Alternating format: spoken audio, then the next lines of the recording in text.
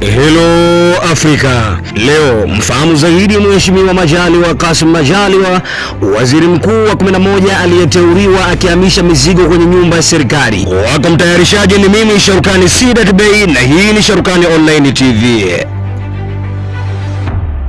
Mheshimiwa Kassim Majaliwa alizaliwa mwaka 1960 katika kijiji cha Nandagara, kitongoji cha Nanditi Rideko, huko wilayani Ruangwa, mkoa wa Lindi, kusini mwa Tanzania, na ni mtoto wa 6 kuzaliwa kutoka kwa mzee Hamisi Majaliwa. Mheshimiwa aliishi sana kwa ukiwa mara baada ya mama yake mzazi Bi Nasa Chikawe kufariki dunia akiwa bado mdogo. Hivyo shangazi yake Bi Sharifa ni miongoni mwa walioshiriki malezi yake mara baada ya kufiwa na mama yake aliyokuwa mke mdogo wa marehemu mzee Hamisi Majaliwa Hanga. Alianza elimu ya msingi mnamo mwaka 1970 katika shule ya msingi Mnacho Ruangwa mkoani Lindi na kuhitimu darasa la 7 mnamo mwaka 1976. Na mwaka 1977 hadi mwaka 1980 aliendelea na elimu ya sekondari katika shule ya sekondari Kigonsera iliyopo Songea mkoani Ruvuma. Na mwaka 1981 hadi mwaka 1983 alisoma na kuhitimu stashahada ya ualimu katika chuo cha ualimu Mtwara, na baadaye alipata fursa ya kujiendeleza kimasomo mnamo mwaka 1994 alipojiunga na chuo kikuu cha Dar es Salaam ambako alitunukiwa shahada ya kwanza ya elimu mwaka 1998. Na mwaka 1999 alisoma stashahada ya uzamili katika elimu, yani postgraduate diploma in education, na ni katika chuo cha Stockholm University Sweden.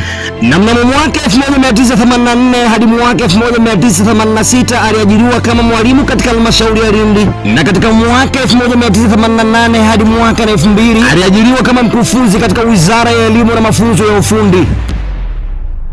Na ulipofika mwaka 2001 alikuwa katibu wa chama cha ualimu CWT wilaya ya Ruangwa, na mwaka huo 2001 mpaka 2006 aliteuliwa kuwa katibu wa CWT mkoa.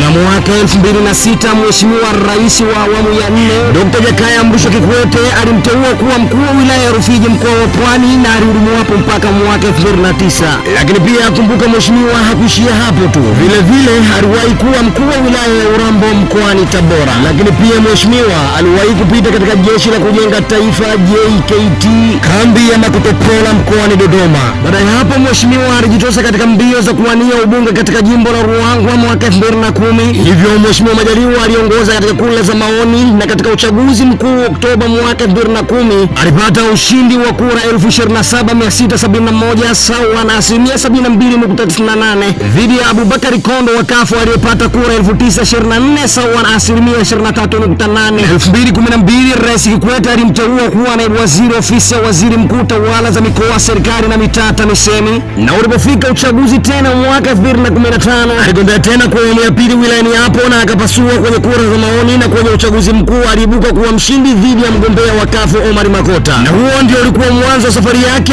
wa Mheshimiwa Majaliwa Kassim Majaliwa kuitwa waziri mkuu wa Jamhuri ya Muungano wa Tanzania. Ndipo rais wa awamu ya 5 hayati Dr. John Pombe Joseph Magufuli alimteua kuwa waziri mkuu wa Tanzania.